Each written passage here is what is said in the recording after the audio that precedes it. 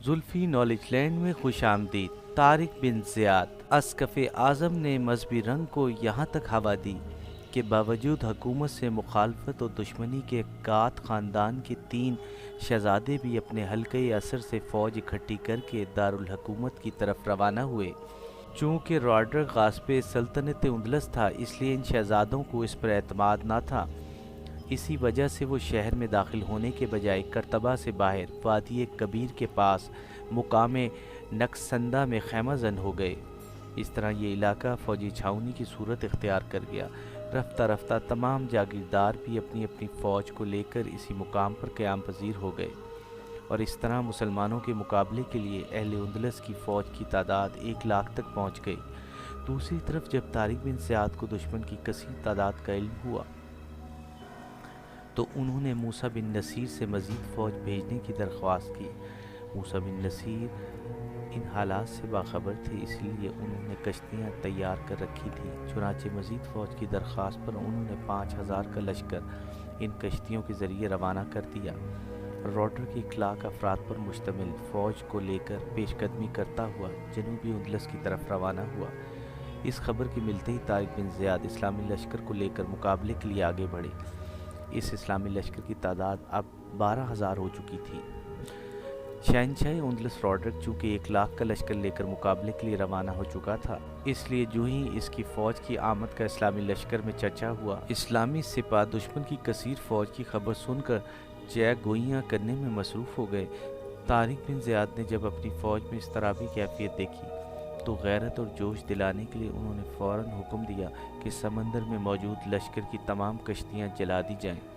مجاہدین اسلام نے حیرت سے اس فیصلے کو سنا اور پھر سمندر میں جلتی ہوئی کشتیاں دیکھیں تو چند ایک بے خوف سپاہیوں نے دبے لفظوں میں اپنے سالار کو کہا: سالار صاحب، اس کے باوجود کہ آپ کو دشمن کی کثیر تعداد کا علم ہے، پھر بھی آپ واپسی کے یہ ذریعے جلا کر کیا فوجی حکمت عملی کا ثبوت دیا ہے؟ کیا کشتیاں جلا دینا خودکشی کے مترادف نہیں؟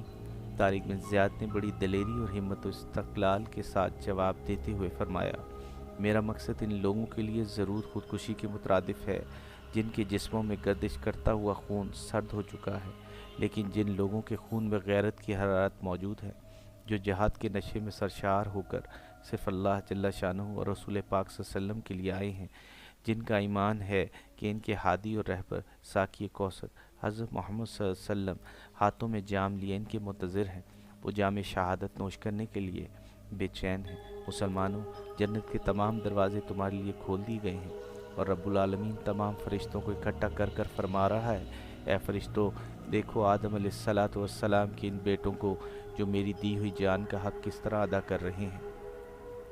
پھر طارق بن زیاد نے فرمایا: مجھے قسم ہے رب العالمین کی جو فتح و شکست کا مالک ہے، میرے ذہن کے کسی گوشے میں بھی یہ خیال نہیں کہ ہمیں اندلس کے شہر سے واپس جانا پڑے گا۔ میں تو یہ عزم لے کر آیا ہوں کہ دشمن کی فوج اور ملک کو تخت و تاراج کرتا ہوا ان کے دارالخلافے پر جا کر اسلامی پرچم لہراؤں گا۔ یاد رکھو، قسم بخدا، میں نے خواب میں دیکھا کہ رسول پاک صلی اللہ علیہ وسلم نے فرمایا: اے ابن زیاد، یہ ملک اندلس تم فتح کر لو گے۔ بھائیو، کیا اب بھی تمہیں یہ کشتیاں جلانا خودکشی کرنے کے مترادف معلوم ہوتا ہے؟ یاد رکھو، عزت کی موت ذلت اور رسوائی کی زندگی سے 1000 ہاں بہتر ہے، اور اپنے خدا کی مدد رسول پاک صلی اللہ علیہ وسلم کی نظر کرم پر پورا بھروسہ ہے۔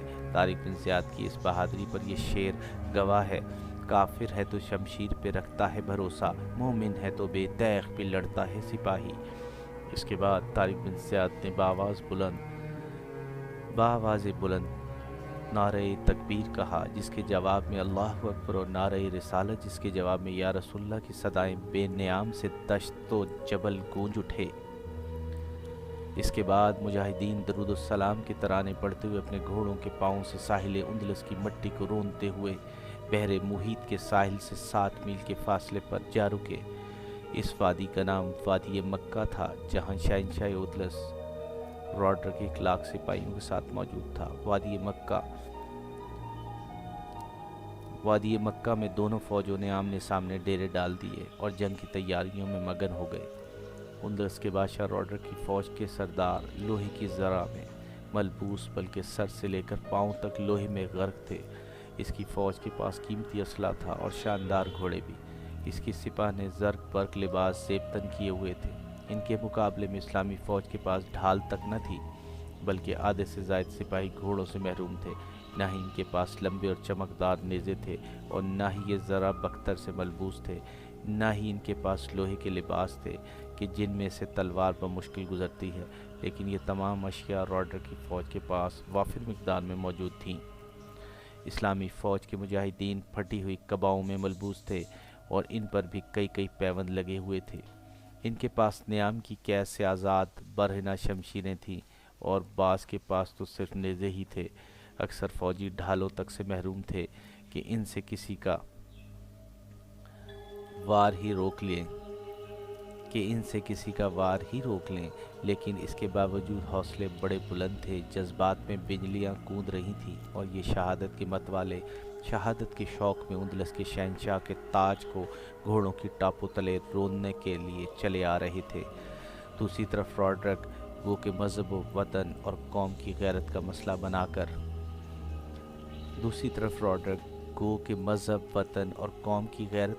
بنا کر ایک لاکھ انسانوں کو اکٹھا کر لایا تھا، لیکن نہ تو ان کے پاس ایمان کی قوت موجود تھی اور نہ ہی جذبہ جہاد۔ عیش و عشرت میں پلے جاگیرداروں اور سرداروں کی فوج لڑائی سے جان بچا رہی تھی۔ ان میں وہ گاتھ خاندان کے شہزادے بھی موجود تھے جو راڈرک کو اپنا سب سے بڑا دشمن اور اپنے تاج و تخت کا غاصب بھی سمجھتے تھے۔ گویا کہ 12,000 شیروں کے مقابلے میں راڈرک کا 1 لاکھ بھیڑیوں کو اکٹھا کر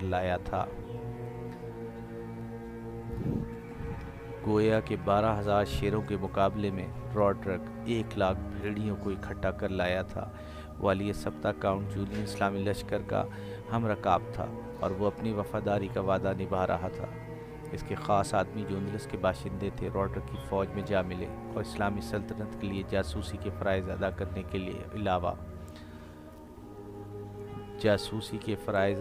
کے علاوہ وہ عیسائی فوج میں تفرقہ اندازی کی حکمت عملی اختیار کیے ہوئے تھے۔ والی سبتہ کاؤنٹ جولین اپنی حکمت عملی سے گاتھ خاندان کے شہزادوں کو اپنی طرف ملانے میں کامیاب ہو گیا۔ اس نے شہزادوں کی کھوئی ہوئی جاگیر اور عظمت واپس دلانے کا وعدہ کر کے انہیں مسلمانوں کی اطاعت قبول کر لینے پر آمادہ کر لیا تھا۔ چنانچہ ان شہزادوں نے اپنی مورثی جائیداد کی واپسی اور اپنی جاگیر واپس ملنے کی شرط پر اسلامی لشکر کی مدد اور اطاعت کرنے کی حامی بھر لی۔ یہ شاہی جاگیریں نہایت زرخیز علاقوں میں 3,000 کی تعداد میں تھیں۔ طارق بن زیاد نے شہزادوں کی شرطیں منظور کر لیں۔ اس رازدانہ معاہدے کے بعد گاتھ خاندان کے شہزادوں نے فوج میں یہ خیالات پھیلانے شروع کر دیے کہ راڈرک سلطنت کا غاصب ہے۔ شاہی خاندان سے اس کا کوئی تعلق نہیں، اس کو بچانے کے لیے تباہی اور بربادی کیوں مول لی جائے؟ اس سے کہیں بہتر ہے کہ مسلمانوں کی اس قوم کو جو کہ مال غنیمت کے لیے حملہ آور ہوئی ہے اور اس ملک میں حکومت کرنے کا ارادہ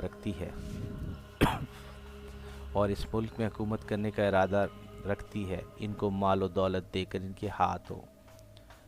ان کے ہاتھوں راڈرک جیسے ظالم اور غاصب انسان سے ملک کو بچایا جائے، انسانی جانیں ضائع ہونے سے بچائی جائیں۔ پھر جب مسلمان مال و دولت لے کر لوٹ جائیں تو شاہی تاج و تخت کے لیے کسی کو منتخب کر لیا جائے۔ راڈرک ان باغیانہ خیالات کے پھیلنے سے بے خبر اور جنگی تیاریوں میں مگن تھا۔ چنانچہ اس کے بھی جاسوس اسلامی لشکر میں موجود تھے اور انہوں نے راڈرک کو آ کر اطلاع دی کہ اسلامی لشکر سے مقابلہ کرنا آسان نہیں۔ ان کے ایمان اتنے مضبوط ہیں اور ارادے اتنے پختہ ہیں کہ یہ یا تو اپنی موت چاہتے ہیں یا پھر وہ زمین جو آپ کے قدموں تلے ہے۔ اس سرزمین پر آنے والوں نے واپسی کے تخیل کو مٹا دینے کے لیے اپنے جہازوں تک کو جلا دیا ہے۔ ان کے لیے ہماری زمین پر ایسی کوئی جگہ نہیں جہاں وہ پناہ لے سکیں، اسی لیے سیسا پلائی دیوار بن کر سامنے آئے ہیں۔ لیکن جاسوسوں نے اسلامی لشکر میں یہ خبر ضرور پھیلا دی کہ راڈرک کے ساتھ فی الحال 1 لاکھ فوج موجود ہے، لیکن اس کی مدد کے لیے 1 اور 2 لشکر تیار حکم کے منتظر کھڑے ہیں۔ فوج کی اس کثیر تعداد کی خبر سے مسلمان سپاہی بھی گھبرا گئے۔ اسلامی فوج کے سپہ سالار طارق بن زیاد بھی اس سے بے خبر نہ تھے، لہٰذا انہوں نے رات کو عشاء کی نماز کے بعد لشکر کا دل بڑھانے کے لیے اور ان میں جذبہ جہاد، جوش، ولولہ اور عزم و استقامت کی روح پھونکنے کے لیے استقامت کی روح پھونکنے کے لیے جو تقریر کی وہ تاریخ میں سنہرے حروف سے لکھی گئی۔ آپ نے اللہ تعالیٰ کی حمد و ثنا حضور پاک صلی اللہ علیہ وسلم پر درود و سلام بھیجنے کے بعد فوج سے خطاب کرتے ہوئے کہا، مسلمانوں، یہ خوب سمجھ لو کہ تمہارے آگے دشمن کا یہ لشکر جرار کھڑا ہے اور تمہارے پیچھے ٹھاٹے مارتا ہوا سمندر۔ پیچھے ہٹنے کے لیے کوئی جگہ موجود نہیں۔ خدا کی قسم، اب سوائے پامردی اور استقلال کے تمہارے لیے کوئی چارہ نہیں۔ تمہارے دشمن اپنی فوج اور سامان جنگ کے ساتھ تمہارے سامنے آ چکے ہیں۔ ان کے پاس سامان رست کا وافر ذخیرہ اور عمدہ قسم کے ہتھیار بھی موجود ہیں، جبکہ تمہارے پاس سوائے تلواروں کے کچھ نہیں۔ کوئی رست نہیں سوائے اس کے کہ تم یہ عمدہ قسم کے ہتھیار اور سامان رستان دشمنوں سے چھین لو۔ یہ وافر سامان رست اور یہ اعلیٰ ہتھیار تمہارے لیے ہی ہیں۔ اس جزیرے پر جو کچھ بھی ہے تمہارا ہے۔ خدا کی اس عطا کو حاصل کرنے کے لیے دشمن کو نیست و نابود کر دو اور رون ڈالو۔ ان کے تکبر و غرور سے اٹھے ہوئے سروں کو یہی وہ لوگ ہیں جو امیر کی حمایت کرتے اور غریبوں پر ظلم۔ ہم اس ملک سے ظلم کا خاتمہ کرنے آئے ہیں، اللہ تعالیٰ کے قانون کو نافذ کرنے آئے ہیں۔ اللہ تعالیٰ کے دشمنوں کو رون ڈالو۔ اپنے گھوڑوں کی ٹاپوں تلے یہ ہیرے جواہرات سے بھرے ہوئے اطلس اور کم خواب کے لباس ان کے جسموں سے نوچ ڈالو، اور میں بھی تم میں سے ایک ہوں۔ تم مجھے صف اول میں پاؤ، تم میری پیروی کرنا۔ اللہ کی قسم، دشمن کی فوج کے پہلے حملے کو میں اپنے سینے پر روکوں گا اور اپنی تلوار لے کر صفوں کو چیرتا ہوا فوج کے قلب تک پہنچ کر راڈر کا سر اڑا دوں گا،